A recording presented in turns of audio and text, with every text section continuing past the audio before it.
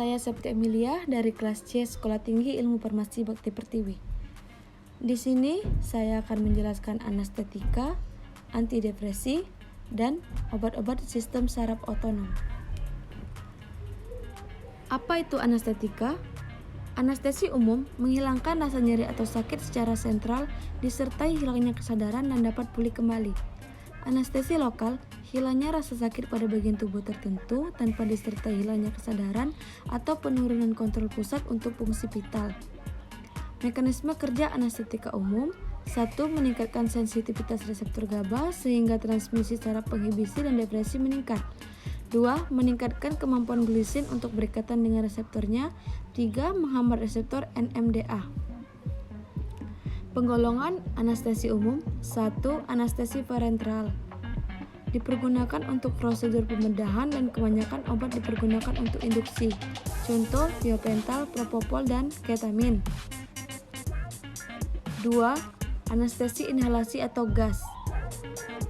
Indeks terapinya sempit, digunakan untuk mempertahankan kondisi anestesi setelah induksi anestesi oleh anestesi parenteral. Contohnya N2O, halogan, dan etil klorida. Penggolongan anestesi lokal: 1.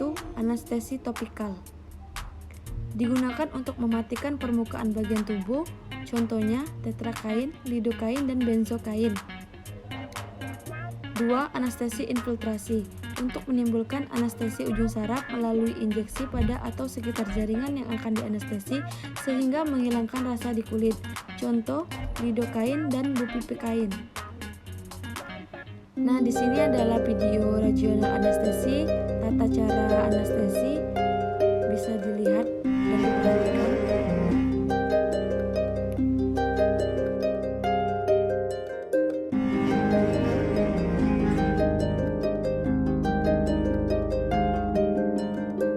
There are several types of anesthesia: general anesthesia and local or regional anesthesia.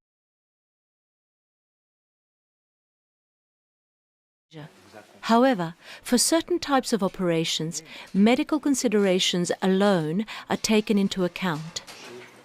Regional anesthesia is preferable in certain medical situations: respiratory deficiency, for elderly patients, or in cases of full-term pregnancy.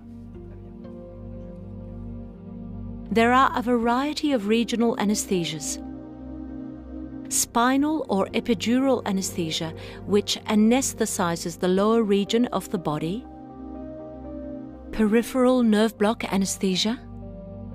A nerve can be blocked at its trunk level, for example, to anesthetize an entire leg. A nerve can also be blocked at the level of one of its roots to anesthetize a specific part of the leg. My name is Schiffer. I am an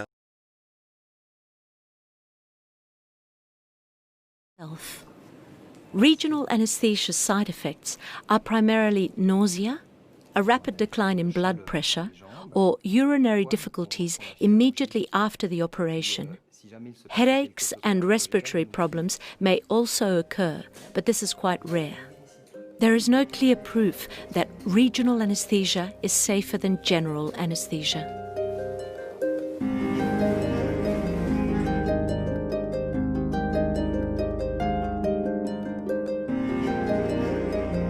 In epidural anesthesia, a local anesthetic is injected into the epidural space. A very thin flexible tube known as a catheter is inserted through a needle, which is then withdrawn. The catheter remains in place throughout the operation. As with all anesthesia, a local anesthesia to prepare the injection area. I'm putting the skin to sleep with a small subcutaneous injection. Breathe deeply. Now I'm starting the injection. You will feel a slight unusual sensation before the area goes numb. I'm going to press hard on your back as I begin the epidural. Are you okay? Do you feel anything? I'm fine. Good. Then the anesthesiologist locates the epidural space. You feel a point in your back, but there's no pain, am I right? That's right. I've located the epidural space. Don't move. I'm at the right spot. A flexible catheter is then inserted into the epidural space. You may feel a slight tingling sensation. This catheter may stay in place for several days if necessary to relieve the pain. I'm removing the sterile sheet. You can relax. This form of anesthesia, combined with general anesthesia, is more commonly used in obstetrics and abdominal surgery.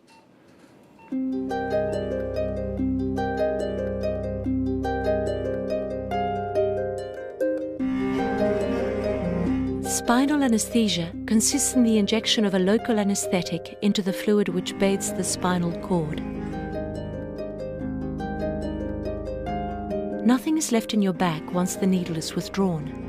This type of anesthesia is particularly useful in orthopedic and urologic surgery. I'm going to clean your skin with a rather cold disinfectant. Careful, it's a bit cold, okay? Yes, it's fine. Good. If something isn't right, if you don't feel well or if you feel pain, please tell me. But try not to move so I won't lose the spot. Now I'm going to place a sterile, self-adhesive sheet on your back. Will I feel pain during the operation? We will not proceed with the operation if you do not feel comfortable. Regional anesthetic techniques are never 100% sure. We sometimes have to add a general anesthesia. However, whatever happens, you will be comfortable. I'm going to palpate your back with my fingers. There. Now I'm injecting the spinal anesthesia. Does it hurt? Do you feel anything? No, it's fine. There will be a feeling of warmth as the operation area grows progressively numb. Then, the entire lower part of your body will progressively grow numb. Your muscles will relax, and you will have the impression.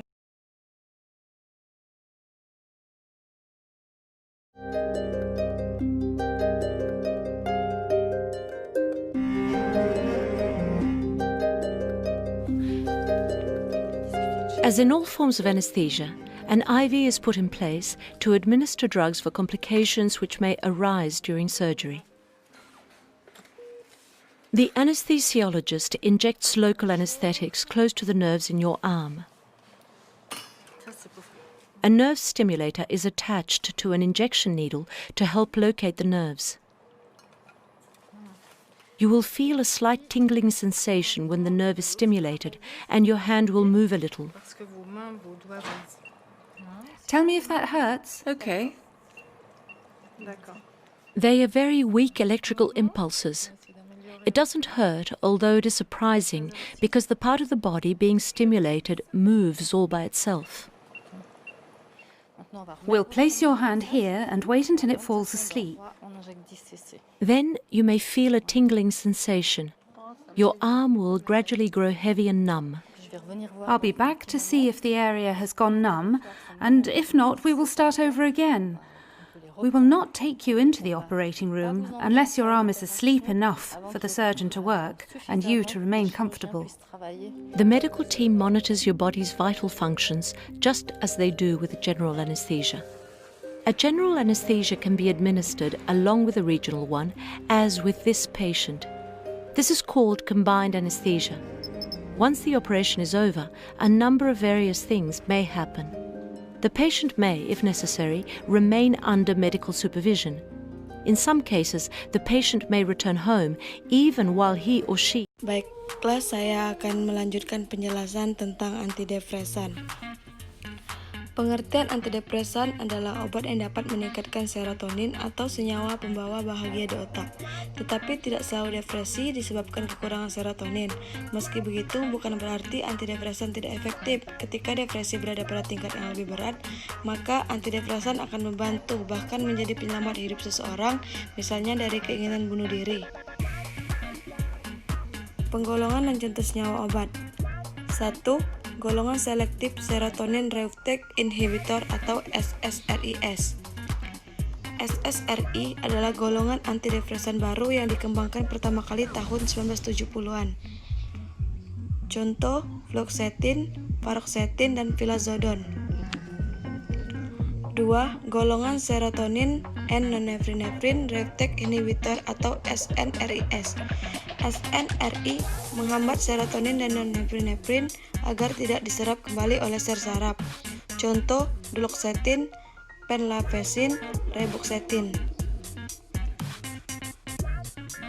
3. Golongan antidepresan trisiklik atau TCAS. Antidepresan trisiklik adalah golongan antidepresan yang lebih tua dan pertama kali ditemukan pada 1950-an. Contohnya amitriptyline, desiframin, amoxicillin.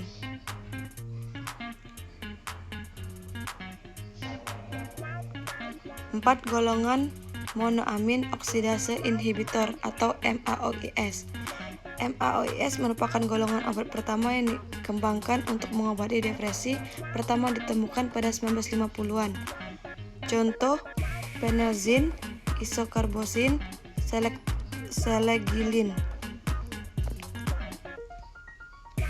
5. Golongan antidepresi atipikal. Antidepresi atipikal merupakan antidepresan jenis lain yang bekerja sedikit berbeda dengan obat jenis lain. Contoh mirtazapine, trazodone, bupropion. Efek samping antidepresan. Golongan selektif serotonin reuptake inhibitor. Efek samping SSRI yang mungkin muncul antara lain mulut kering, kejang-kejang, mengantuk, gugup, halusinasi, gangguan fungsi seksual, anoreksia, gatal, biduran, afilaksis, mialgia, mual, muntah, sakit perut, diare, konstipasi, dispepsia, hiponeptria, gangguan pendarahan, gangguan penglihatan, dan gangguan pada kandung kemih untuk mengeluarkan urin. 2. Efek samping golongan serotonin N-norepinephrine reuptake inhibitor. Obat ini memiliki efek samping yang berupa sakit kepala, mual, muntah, mimpi buruk, insomnia atau gangguan tidur, gemetar, cemas, sembelit, keringatan berlebih. 3. Golongan antidepresan trisiklik. Efek samping yang timbul: mulut kering, pandangan kabur, mengantuk, berkeringat, konstipasi, retensi urin, aritmia, blokade jantung, serta detak jantung yang meningkat dan tidak teratur. Golongan monoamin oksidase inhibitor. Antidepresan jenis ini memiliki efek samping pusing, kepala berputar, sulit tidur, penglihatan kabur, mengantuk, kenaikan berat badan, perubahan tekanan darah, serta muncul timbunan cairan dalam seperti pembengkakan kaki dan pergelangan kaki. Golongan antidepresan atipikal. Obat antidepresan jenis ini memiliki efek samping sakit kepala, mual, kering, muntah. Obat antidepresan yang beredar di pasaran. 1. Golongan selektif serotonin reuptake inhibitor. Fluoxetine, nama dagangnya Antidepresin, Courage, Defrost, Elixir, Floxet. 2. Golongan antidepresan trisiklik. Amitriptyline, nama dagangnya Amitriptyline HCl, amitriptyline, trilin, chlorpheniramine. 3. Golongan serotonin N-norepinephrine reuptake inhibitor. Deloxetin, nama dagangnya Cymbalta. Golongan monooksidase pelazine, nama dagangnya Nerdil. Golongan antidepresan atipikal. Mirtazapine, nama dagangnya Remorsoltab. Nah, In this lecture, I'm going to talk about antidepressants. So let's get right into it. We'll experience changes in mood. Sometimes we feel happy and energetic, and other times we feel sad and irritable. Fortunately, these moods usually don't last long, and we can go about our normal daily routine. However, life is not always that simple, because there are times when we might experience unusually long periods of sadness, guilt, and decreased interest in activities. This is what we call depression. Sometimes depression can occur alone, and other times it is a part of a larger disorder such as bipolar disorder. People with bipolar disorder experience periods of depression alternating with periods of mania in which person feels abnormally optimistic, euphoric, and energetic. Now, treatment of depression and bipolar disorder often involves the use of antidepressant drugs, which work by elevating levels of certain neurotransmitters in the brain. This led to development of monoamine hypothesis, which states that depression results from deficiency in one or more of the three key monoamines, namely serotonin, norepinephrine, and dopamine. Another hypothesis states that this monoamine depletion could also cause the postsynaptic receptors to upregulate, thus leading to depression. Lastly, the monoamine hypothesis of gene expression suggests that there might be an abnormally functioning gene that is responsible for causing depression. Now, all that being said, keep in mind that these hypotheses are overly simplistic and they don't accurately explain everything that we observed in research studies. However, they do give us partial explanation as to why antidepressants work. So now, let's switch gears and let's talk about antidepressant drugs. Based on their mechanism of action, antidepressants can be divided into 5 different classes. Number 1, selective serotonin reuptake inhibitors, SSRIs for short. Number 2, serotonin norepinephrine reuptake inhibitors, SNRIs for short. Number 3, tricyclic antidepressants, TCAs for short. Number 4, monoamine oxidase inhibitors, MAOIs for short. And lastly, number 5, atypical antidepressants. So now, before we start discussing each class, let me draw some neurons that will help us understand how these antidepressants differ in the way they work. So here we have presynaptic serotonergic neuron, or in other words, serotonin-producing neuron. And next to it, I'm going to draw presynaptic noradrenergic neuron, or in other words, norepinephrine-producing neuron. Now, these two neurons interact with their postsynaptic counterparts. So, as you may have already guessed, postsynaptic receptors of noradrenergic neuron are beta and alpha-1, while postsynaptic receptors of serotonergic neuron are serotonin, often abbreviated as 5-HT receptors.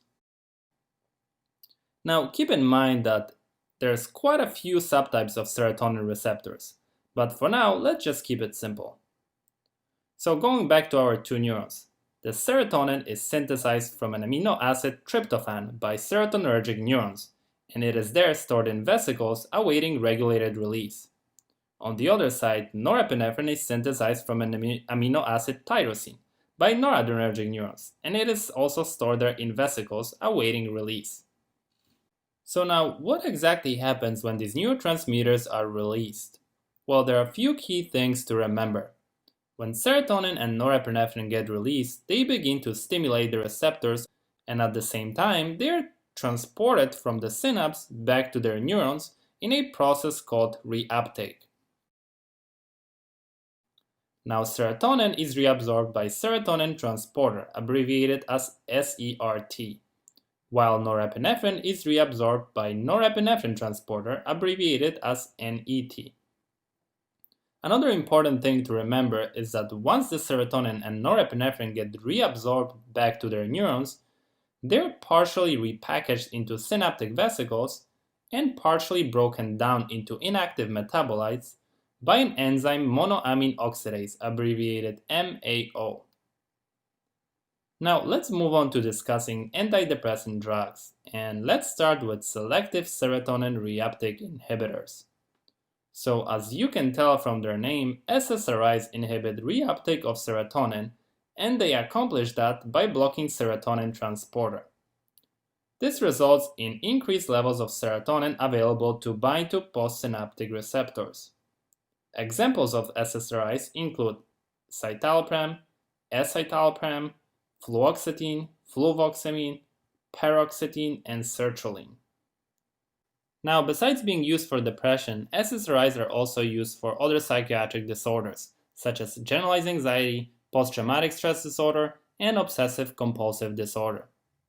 Okay, so this whole mechanism of action looks pretty straightforward. But then you may wonder, why these antidepressants take weeks to produce maximum benefit? Well, a new research gives us a little insight into why this happens. So recently, scientists discovered that in people with depression, G proteins tend to cluster in the patches of brain cell membranes rich in cholesterol called lipid rafts. Now, when stuck on these rafts, G proteins lack access to a molecule called cyclic AMP, which is necessary to work and transmit signals of serotonin. However, later on it was discovered that SSRIs also tend to build up in these lipid rafts, which resulted in the gradual movement of G proteins out of the rafts toward regions of membrane where they're able to function better. So here we have a possible reason why antidepressants take so long to produce maximum benefit. Now, when it comes to side effects, excessive stimulation of serotonin receptors in the brain may lead to insomnia, increased anxiety, and irritability. Next, excessive stimulation of spinal serotonin receptors may lead to sexual side effects, including erectile dysfunction, and stimulation of serotonin receptors in the gastrointestinal tract, as well as in the CNS, may lead to nausea, vomiting, and diarrhea. Lastly, abrupt withdrawal of an SSRI can result in temporary deficiency of synaptic serotonin, which in turn may lead to unpleasant symptoms such as headache, nausea, vomiting, agitation, and sleep disturbances. Now, let's move on to serotonin norepinephrine reuptake inhibitors.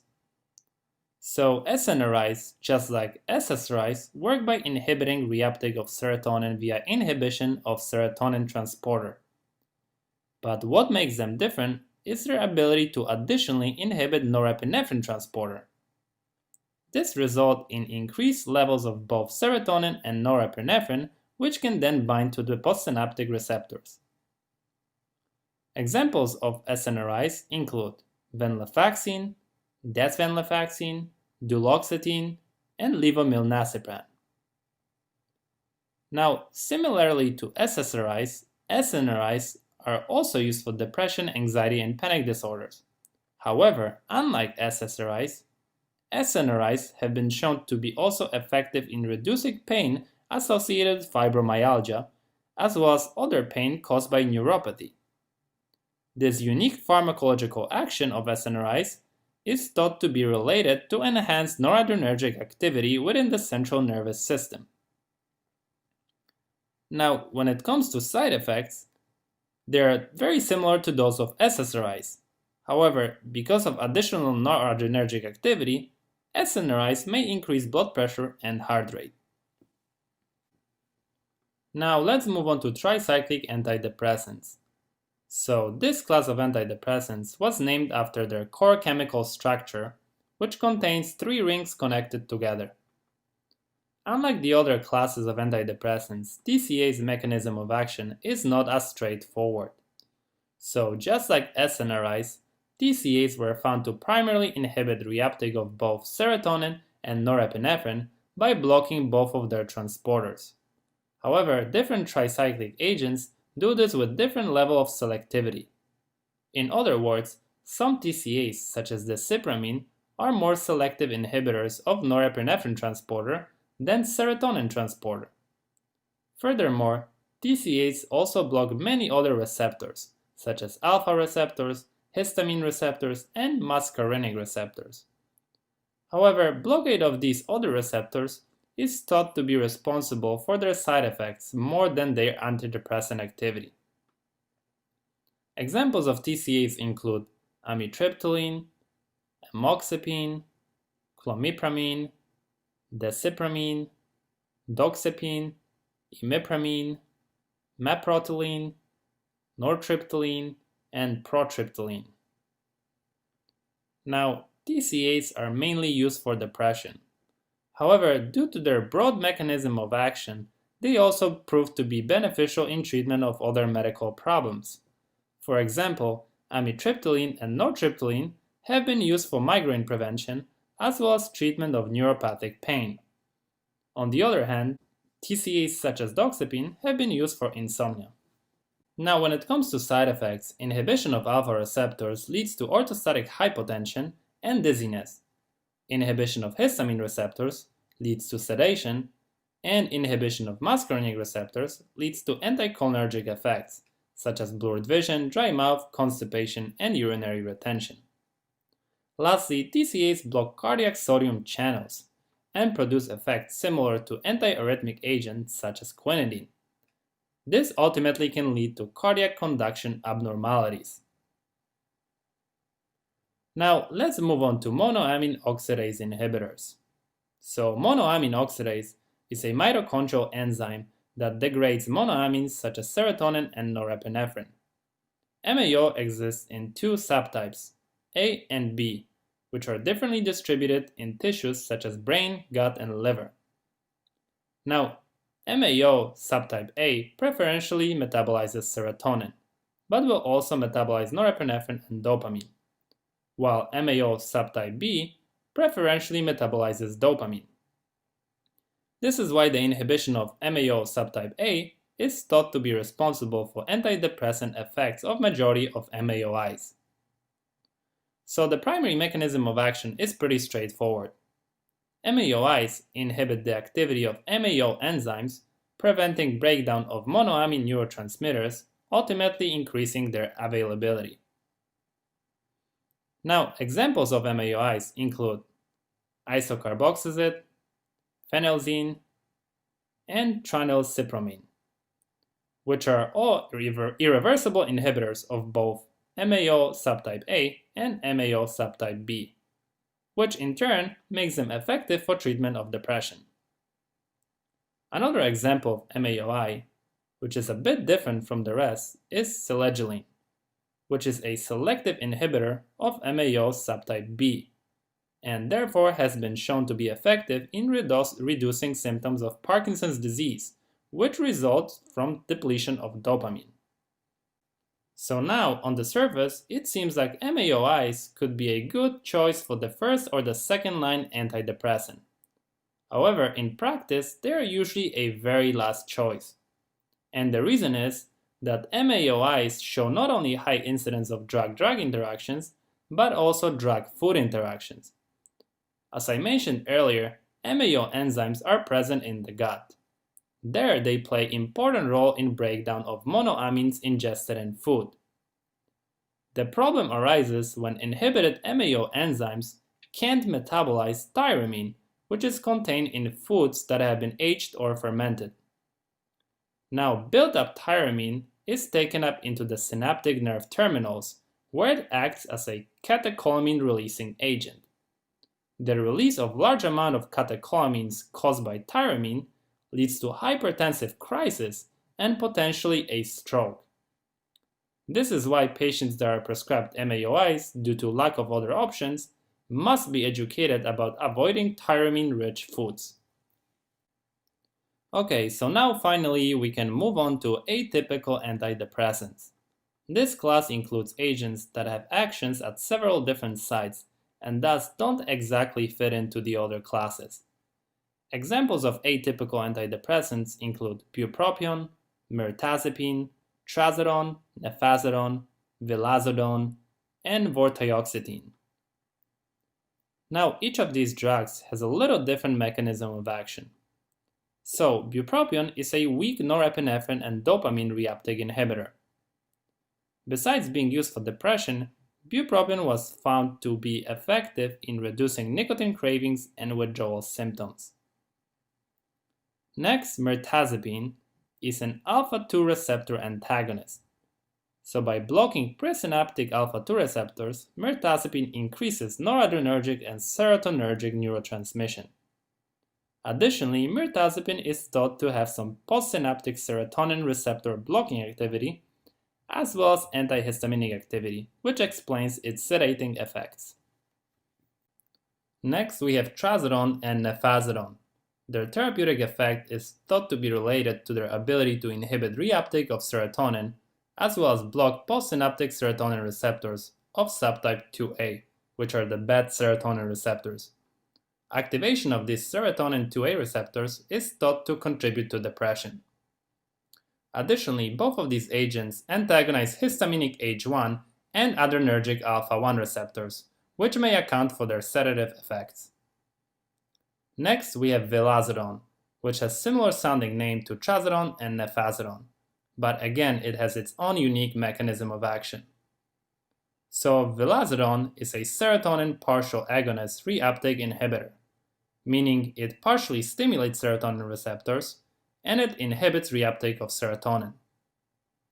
Finally, we have vortioxetine, which has a mechanism of action that is still a little unclear, but it is believed to be related to its ability to inhibit serotonin reuptake as well as activate and block different subtypes of serotonin receptors involved in mood regulation.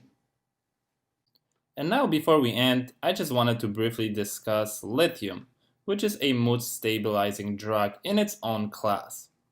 Lithium has been used in medicine for a very long time, initially for depression, but currently for bipolar disorders. Unfortunately, lithium has a fairly narrow therapeutic index, which means that minor changes in dose or its blood levels can lead to toxicity. Now, despite years of research, the exact mechanism of action of lithium as a mood stabilizer is still not entirely known. However, few mechanisms of action have been proposed.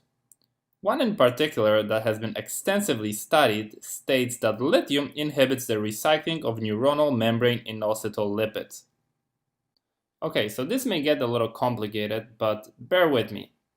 So, in the inositol lipid pathway, G-protein coupled receptors such as serotonin receptors activate phospholipase C, PLC for short, which cleaves phosphatidylinositol 4,5-bisphosphate, PIP2 for short, to the signaling molecules diacylglycerol, DAG for short, and inositol 1,4,5-trisphosphate, IP3 for short. Next, IP3's action is terminated by conversion to inositol 4,5-bisphosphate, IP2 for short. And at this point, the enzyme inositol phosphatase comes around and dephosphorylates IP2 to inositol phosphate, IP1 for short. And lastly, another inositol phosphatase dephosphorylates IP1 to free inositol, which is necessary for the regeneration of PIP2. So now, what lithium does is it inhibits both inositol phosphatase enzymes, and thus decreases cellular responses to neurotransmitters that are linked to the second messenger system. Now, lithium also was found to inhibit glycogen synthase kinase 3, GSK3 for short, mimicking the Wnt protein signaling pathway. So basically, we have these Wnt proteins, which are secreted glycoproteins acting as a signaling molecules. When they bind to receptors of the so-called frizzled family, they induce certain reactions which ultimately result in inhibition of GSK3. Now, GSK3 regulates critical processes such as axon remodeling, synapse formation, plasticity, and neurogenesis. What the research has found, though, is that the abnormal activation of GSK3 seems to be associated with several neurological and psychiatric disorders, such as bipolar disorder. So, because lithium inhibits GSK3 directly and non-directly, it's likely that this particular mechanism contributes to its therapeutic effect. Unfortunately, this doesn't end here. Lithium brings about changes in all of the major neurotransmitter systems in the brain. And I think at this point you had enough, so we're not gonna dig further. And with that, I wanted to thank you for watching. I hope you enjoyed this video, and as always, stay tuned for more. Baiklah, di sini saya akan melanjutkan penjelasan yang terakhir, yaitu obat-obat yang bekerja pada sistem saraf otonom. Apa itu saraf otonom? Adalah sistem saraf yang bekerja tanpa perintah dan mengkoordinasi fungsi organ, yaitu 1. Kardiovaskular, 2. Pernapasan, 3. Pencernaan, 4. Ekskresi, 5. Reproduksi. Pembagian sistem saraf otonom ada dua, yaitu parasimpatik dan simpatik. Saraf simpatik menimbulkan efek eksitasi fungsi organ, mempersiapkan tubuh saat beraktivitas penuh, neurotransmitter epinefrin, norepinefrin pada postganglion, asetilkolin pada preganglion. Saraf parasimpatik menimbulkan efek inhibisi fungsi organ, bekerja pada kondisi tubuh beristirahat, neurotransmitter asetilkolin. Mekanisme kerja obat sistem saraf otonom. Susunan saraf otonom terdiri atas dua bagian, yaitu saraf simpatik dan saraf parasimpatik yang bekerja secara antagonis terhadap organ yang sama. Saraf simpatik berfungsi mempercepat denyut jantung, memperlebar pembuluh darah, mempertinggi tekanan darah, mempercepat pernapasan, dan lain sebagainya, yang bersifat mengaktifkan alat tubuh. Sementara saraf parasimpatik bekerja sebaliknya, Obat-obat yang bekerja pada sistem saraf simpatik. 1. Antagonis adrenergik atau simpatomimetik. Agonis adrenergik langsung, tidak langsung, inhibitor MAO, inhibitor COMT. Antagonis adrenergik atau simpatolitik, alpha blocker dan beta blocker. Nah, di sini adalah contoh obat dan efeknya dari antagonis A, vasokonstriksi. Contoh obatnya phenylephrine, napazolin, tramazolin, dan oxymetazoline. Dari antagonis B, bronkodilasi. Contoh obatnya salbutamol, terbutalin, penotoril, oxyfrenalin, dan paracetamol. Nah, di sini agonis bekerja tidak langsung, contoh obatnya amfetamin dan tiramin. Ditarik ke dalam neuron presnaptik dan menyebabkan pelepasan norepinefrin dari simpanannya dalam sitoplasma atau vesikel neuron adrenergik. Begitu ada pacu neuronal, maka norepinefrin masuk dan melintasi sinap lalu terikat pada reseptor alfa dan beta. Nah, di sini kelompok simpatolitik yaitu alfa simpatolitik dan beta simpatolitik. Efeknya menurunkan tekanan darah melalui pelebaran pembuluh darah. Contoh obatnya tamsulosin, phenoxybenzamin. Beta simpatolitik menurunkan kontraksi jantung. Contoh obatnya atenolol, propanolol, dan labetalol. Obat yang bekerja terhadap saraf parasimpatis. A. Parasimpatomimetik atau kolinergik, yaitu obat yang meniru perangsangan dari saraf parasimpatis, contohnya pilokarpin, pisostigmin. B. Parasimpatolitik atau antikolinergik, obat yang meniru bila saraf parasimpatis ditekan, contohnya alkaloid. Pengobatan obat agonis adrenergik. 1. Agonis bekerja langsung, tidak langsung, dan bekerja ganda. Nah, selesai sudah 3 materi telah saya sampaikan. Selamat menyaksikan, selamat menonton, semoga bermanfaat untuk kalian semua. Sekali lagi saya ucapkan terima kasih.